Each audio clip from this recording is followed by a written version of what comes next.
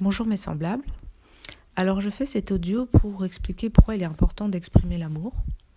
La première chose, comme je l'ai expliqué dans mes précédents audios, c'est que l'amour n'est pas une énergie, c'est omniprésent, c'est partout, c'est dans tout, dans le contenant et le contenu.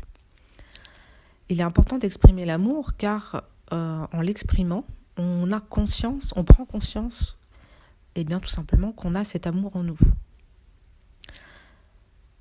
La deuxième chose, c'est que le but de l'amour, je ne sais pas comment l'exprimer, mais en tout cas, c'est de circuler, c'est d'être partout, c'est de se donner. L'amour se donne à l'amour, en fait. Et il devient exponentiel. Donc, à chaque fois qu'on garde l'amour pour nous, eh bien, quelque part, on cristallise cet amour à l'intérieur de nous. Paradoxalement, ça peut créer des souffrances, des douleurs, en tout cas au niveau émotionnel. Ça ne circule plus et il n'y a plus de fluidité parce que comme je vous ai expliqué, comme l'information, dans la vie, tout circule, tout s'échange, tout se partage. C'est le mouvement de la vie qui est comme ça. C'est un processus, il y a toujours un début, une fin, Vous pouvez le regarder, vous inspirez, vous expirez, il y a bien un mouvement. Il y a bien les cycles de la journée, la nuit, le jour. Vous regardez la nature, elle a bien des cycles. Vous voyez qu'il y a toujours la fin de quelque chose, le début d'autre chose. Et c'est ce qui crée c'est ce qui anime la vie en fait. C'est ce qui crée la vie. On fonctionne exactement comme ce qu'on voit avec nos 5 sens. Et la vie est une parabole, et quand on prend le temps de se poser et d'observer, de poser notre regard sur nous-mêmes et sur la vie, eh bien, on apprend énormément de choses sur nous-mêmes et sur la vie. On apprend en tout cas à se connaître. Donc, l'amour doit circuler. C'est son essence. Et d'ailleurs, à chaque fois qu'on exprime de l'amour, on se connecte à cette essence qui est à l'intérieur de nous. On commence à vraiment toucher cette essence. Et la vie, de toute façon, ce n'est que l'expression de l'amour. Après, ça dépend de là où on regarde, bien sûr, et ça dépend où on en est dans l'expérience. Parce que souvent, il y en a qui vont dire ah non, mais là, moi, je ressens pas du tout de l'amour, au contraire, je suis pas bien, je souffre, je vis une séparation, je suis malade, je suis en dépression, j'ai vécu un accident, j'ai été maltraitée, etc., etc. Eh bien, toutes ces expériences, malgré tout, à un certain niveau, à un certain niveau de regard, c'est aussi une expression de l'amour, parce que dans ce monde de dualité, pour le plus, pour le moins, eh bien, l'amour peut s'exprimer aussi par l'absence de l'amour. C'est-à-dire qu'on prend conscience aussi de l'amour quand on n'en a pas ou quand on ne l'a plus. Il y avait une phrase, je ne sais plus quel auteur ou quel poète, pardonnez-moi de mon oubli, qui disait « J'ai reconnu le bonheur par le bruit qu'il a fait en partant ». C'est vrai que dans ce monde de dualité, dans la façon dont on fonctionne, on prend conscience de ça aussi par l'absence de l'amour, tout simplement. Parce que le bonheur, c'est une expression de l'amour. La vie elle-même est l'expression de l'amour. Voilà, dans ce monde de dualité, eh bien, on oscille entre les deux. Et cet amour, bien sûr, il ne faut pas attendre que ce soit les autres ou l'extérieur qui l'expriment ou qui nous le donnent. Parce que forcément, dans ce monde de dualité, si on attend, on sera déçu. Parce que ça veut dire qu'on se positionne dans une certaine polarité. On revient au centre, et soyons émetteurs de ce qu'on a déjà. C'est pas évident, c'est pas facile, parce qu'il y a beaucoup de croyances, il y a beaucoup de passés difficiles qui nous ont mis des fois dans un positionnement émotionnel où pour nous c'est très difficile d'exprimer l'amour, parce que enfant, là où on se structure, on a mémorisé que exprimer l'amour, eh bien, c'était un danger. Et donc, on a mis notre système de survie en alerte. Et comme les alchimistes l'expliquent, en fait, il y a une sorte de dragon qui est là, on peut voir ça comme l'ego, mais il y a le dragon, on va dire, qui nous protège. Et il va falloir mettre à jour toutes ces informations pour, bien sûr, après,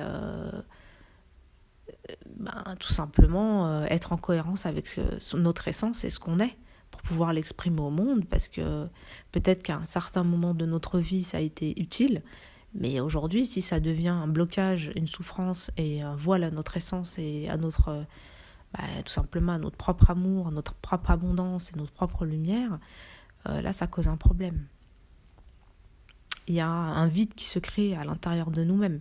C'est comme si on n'arrivait plus à arroser la fleur qui est à l'intérieur de nous-mêmes, la fleur de vie qui est à l'intérieur de nous-mêmes. Et il est important de mettre à jour ces informations, en commençant à poser son regard, en changeant de regard sur nous-mêmes et en nous acceptant tels que nous sommes, en regardant les choses telles qu'elles sont, sans jugement, parce que le jugement, comme je l'ai expliqué dans un précédent audio, c'est quand même déjà ce qui nourrit la culpabilité. Et la culpabilité, c'est ce qui nous coupe de nous-mêmes. Ça nous coupe à nous, à notre propre essence. Et la vie ne circule plus avec cohérence. Ça devient complètement dissonant, disharmonieux. On perd en gros la paix. On perd notre propre paix. Parce que quand on est en paix, on est au centre, en fait, de toutes nos expériences. Et on n'est pas soumis à l'agitation des variables, et puis on n'est plus dans cette identification.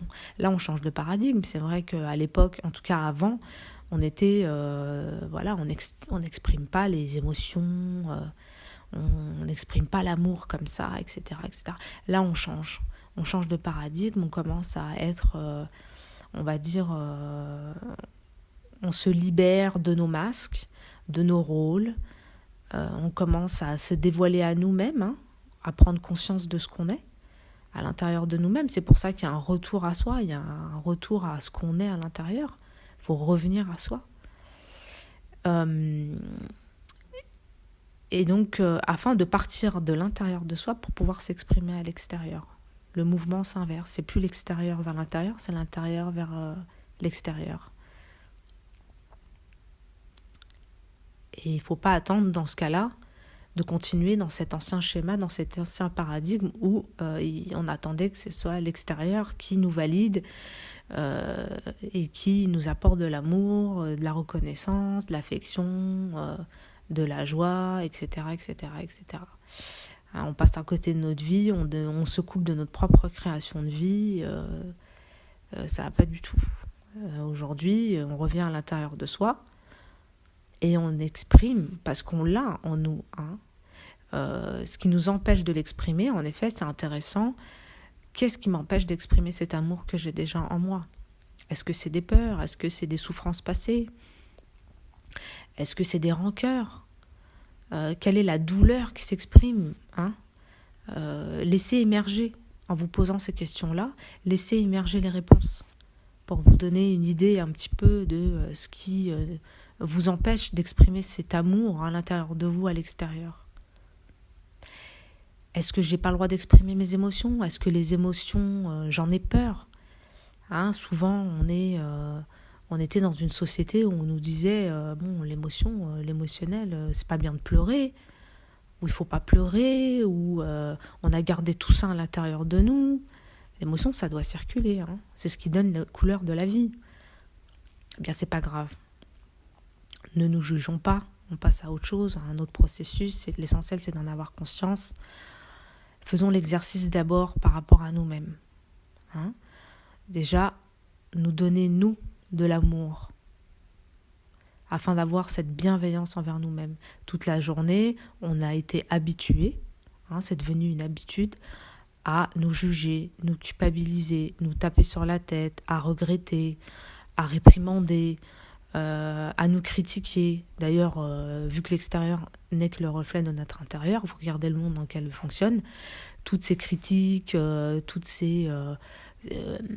chaque fois, On est là contre quelque chose, pour quelque chose. Vous voyez, la dualité qui s'exprime dans tous les sens du terme, c'est nous-mêmes. Hein.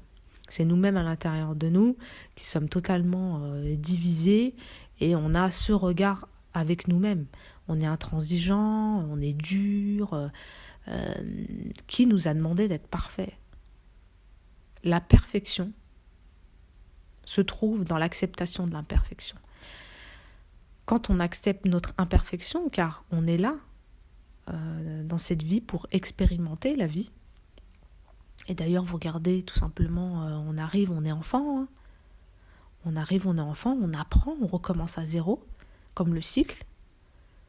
Et il faut accepter qu'on ne sait pas tout. C'est une humilité qu'on doit avoir avec nous-mêmes. On ne sait pas tout.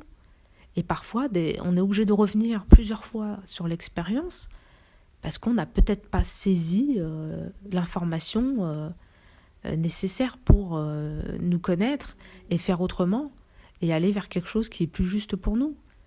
Et c'est pas grave.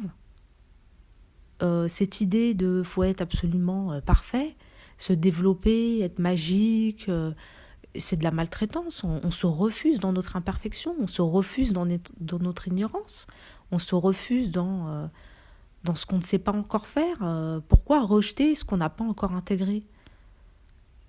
Non. Et après, on se construit des personnages pas possibles, des masques pas possibles.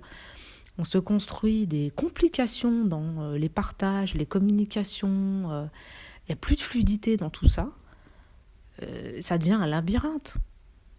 On s'en sort plus. On manipule, on ment, on se fait passer pour quelqu'un qu'on n'est pas. On surestime les autres. Alors forcément, dès qu'on surestime les autres, on se sous-estime, le déséquilibre s'installe. Et vice-versa. C'est pas possible. On en a marre de vivre de cette manière. On n'a plus envie de vivre comme ça. On a envie d'être libre, d'être nous-mêmes. Et peu importe si on est à gauche, si on fait des erreurs, si on se trompe, si on n'a pas été assez bien, si on n'a pas dit la bonne phrase, etc., etc. Acceptons aussi nos propres défauts et ce qu'on n'a pas encore intégré et ce qu'on ne sait pas encore faire. Et la perfection réside là-dedans. On va laisser place à de la bienveillance. La bienveillance envers nous-mêmes. Toute la journée, au lieu de nous blâmer sur ce qu'on n'a pas réussi à faire dans notre vie, et pleurer sur notre sort et nous victimiser toute la journée, parce qu'on se pollue, on se crée notre propre pollution, eh bien, changeons d'habitude, changeons de regard sur nous-mêmes et prenons l'habitude, au moins à commencer petit à petit, ça peut être une phrase, de nous remercier. De nous remercier déjà d'être vivant, de vivre. Je vous assure que ça demande du courage de vivre. Ça demande du courage de venir vivre de cette incarnation de dualité. Ça demande du courage quand même de se lever le matin et d'y aller, quoi. Déjà, nous remercier de vivre.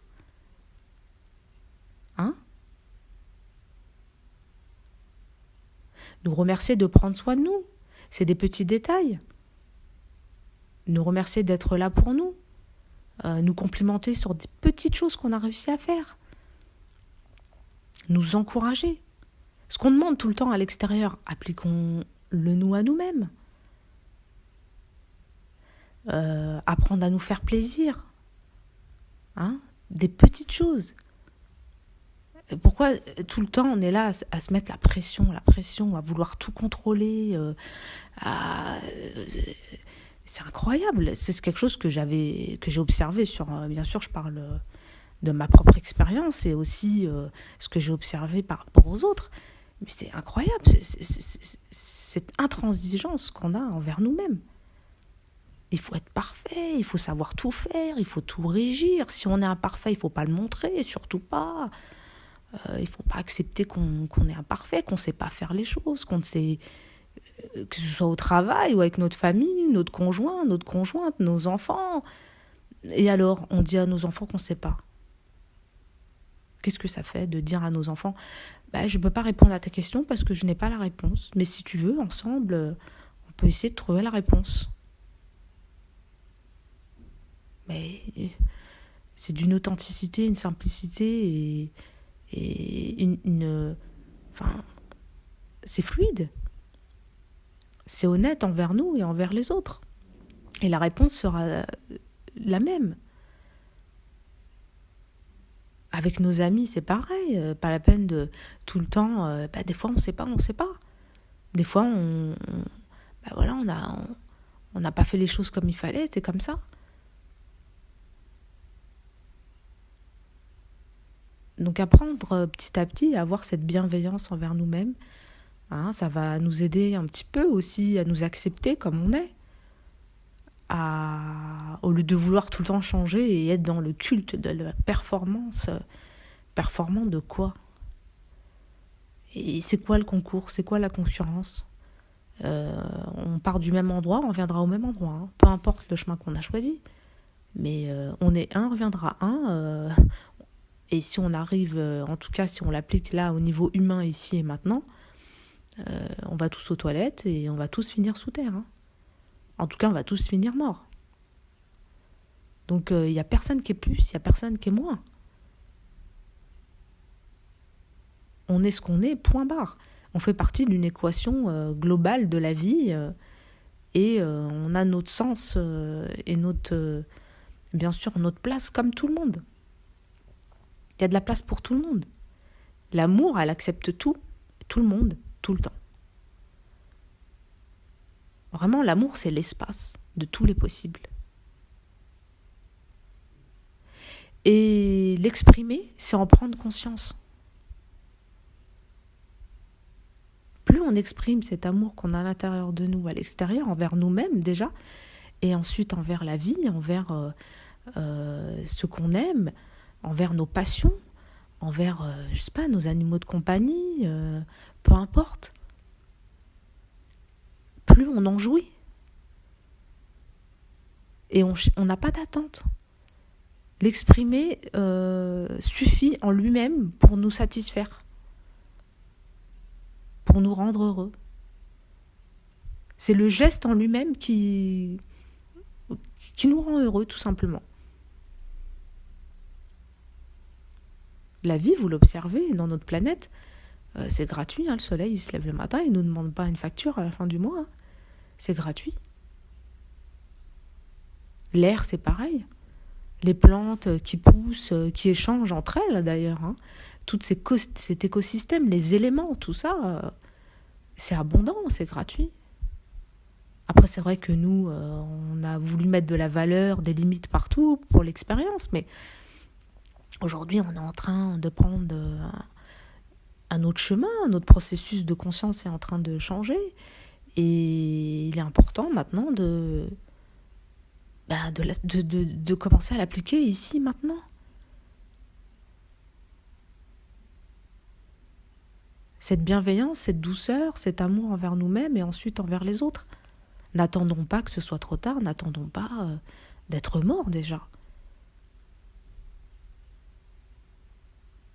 Cet amour, si on n'arrive pas à exprimer cet amour aux gens qui nous tiennent à cœur, qu'on a aimé, qu'on aime encore, eh bien, exprimons-le tout simplement avec de belles pensées.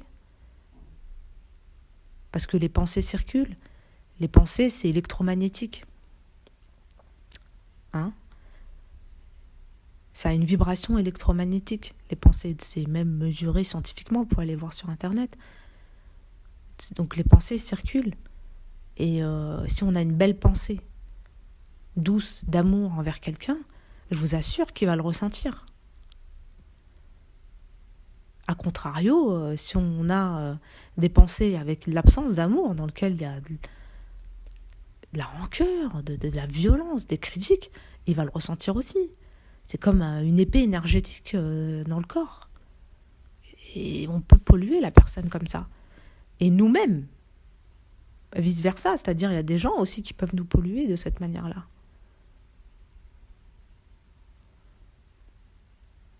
Donc c'est important de prendre conscience de ça.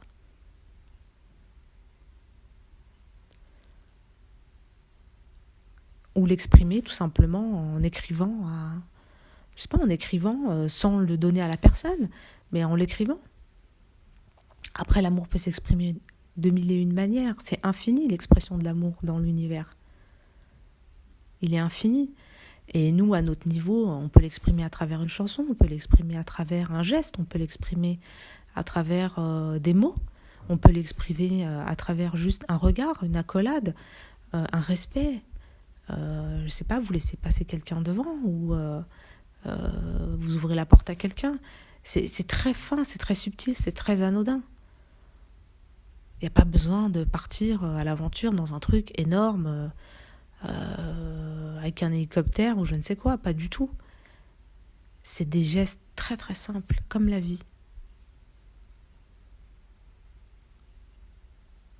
Et l'amour réside aussi dans le respect de nos limites, le respect de nous-mêmes.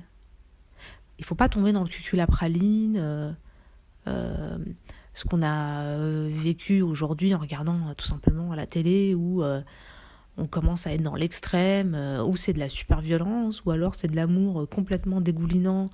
En vérité, c'est de l'attachement déjà, c'est même pas de l'amour, c'est de l'attachement, où on est dans un débordement émotionnel, où oui, on devrait tous s'aimer, se tenir par la main, etc. Non, non. L'amour, c'est aussi le respect. L'amour, c'est la vérité de nos limites. C'est-à-dire que avoir de l'amour pour soi, c'est aussi savoir respecter ses limites. Et respecter ses limites, c'est vraiment revenir à soi. Qu'est-ce que je suis capable d'accepter, qui je laisse entrer,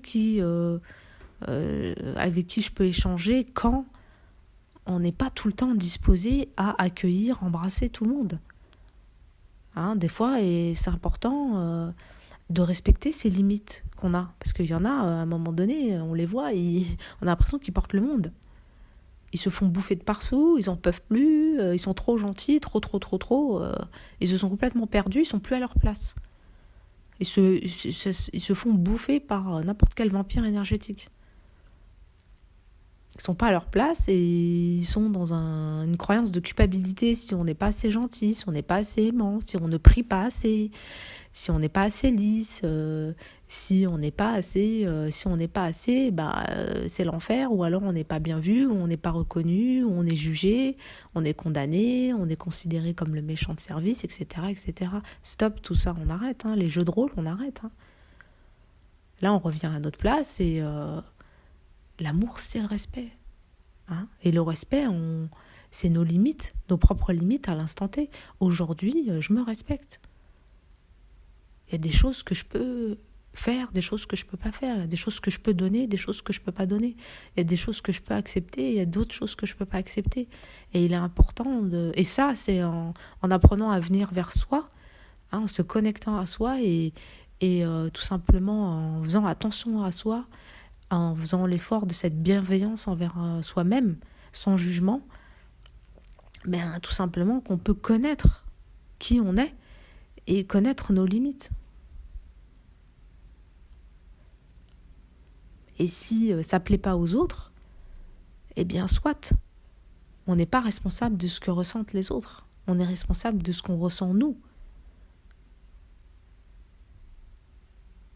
Se respecter, vous devenez l'exemple aussi, tout simplement, un exemple vivant des autres, parce que les autres aussi vont comprendre que y a des limites à ne pas dépasser.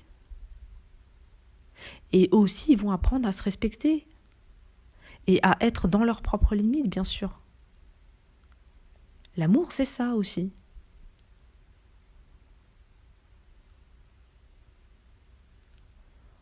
Donc, c'est pas le truc bisounours, loin de là. L'amour, il est simple. Il est juste. Il faut trouver ce qui est juste pour nous. Il est toujours à sa juste place. Et il n'est pas dans l'attachement. Ça n'a rien à voir. L'attachement, certes, on est des êtres de lien. D'ailleurs, on voit comment on est construit. Vous voyez bien que dans notre corps, il y a des liens. Hein, les muscles, tout ça, c'est des liens. On est des êtres de liens. Mais là, on passe à une autre façon, à un autre niveau de conscience qui fait que on se détache des liens inutiles. On apprend à se mettre à jour quelque part, à être fluide. Hein, parce que la vie, elle est fluide. Quand on est connecté à cet amour, à cette abondance qu'on a en nous, on n'a plus besoin d'attache. Hein, parce qu'on s'attache à quoi? On s'attache toujours à ce qu'on a peur de perdre. Hein, on s'attache toujours à ce qu'on a peur de perdre. Et la peur, je vous l'ai expliqué, c'est une séparation entre nous et nous-mêmes. Et on doit aller chercher ce bout de nous-mêmes. Mais la peur derrière, c'est l'absence de l'amour. Il n'y a rien, c'est vide. C'est une création de nous-mêmes, c'est une limite en fait. C'est une barrière. Donc quand on est connecté à cette abondance, à cet amour, eh bien, il n'y a plus de place pour la peur. Et donc on n'a plus besoin d'être attaché. Qui a besoin d'être attaché? On devrait se poser cette question. Quand on a un attachement, hein, qui crée une dépendance en plus, qui crée une dépendance affective, et qui crée une disproportion dans l'échange avec la personne. Et en plus, après, ça crée des déceptions pas possibles, parce que la personne n'a pas répondu à nos attentes, ou on n'a pas répondu aux attentes de la personne, etc. Tout ça, c'est de l'illusion, c'est de la projection. Parce qu'on n'est pas à notre place, tout simplement. Mais toutes ces attaches, c'est important de se poser la question. C'est pour ça que c'est bien, c'est de la bienveillance envers nous-mêmes, et pas du jugement. Quelle partie de moi, ça c'est ce que j'avais expliqué dans un précédent audio sur nos multiples personnalités ou sous-personnalités, quelle partie de moi a besoin d'être attachée? Hein? Ressentons-la, cette partie-là. Laissons-lui de la place pour exister, pour exprimer. Et donnons-lui notre présence afin qu'elle puisse revenir au centre, s'unifier à nous-mêmes et trouver la paix. Apparemment, elle hurle d'un manque d'amour. Il y a une peur. Et aller chercher derrière d'où vient cette peur. Quelle partie de moi a cristallisé cette peur? Voilà, tout ça, c'est des petites pistes que je peux vous donner pour vraiment avoir un rapport plus juste, plus fluide, plus simple avec soi-même et avec la vie.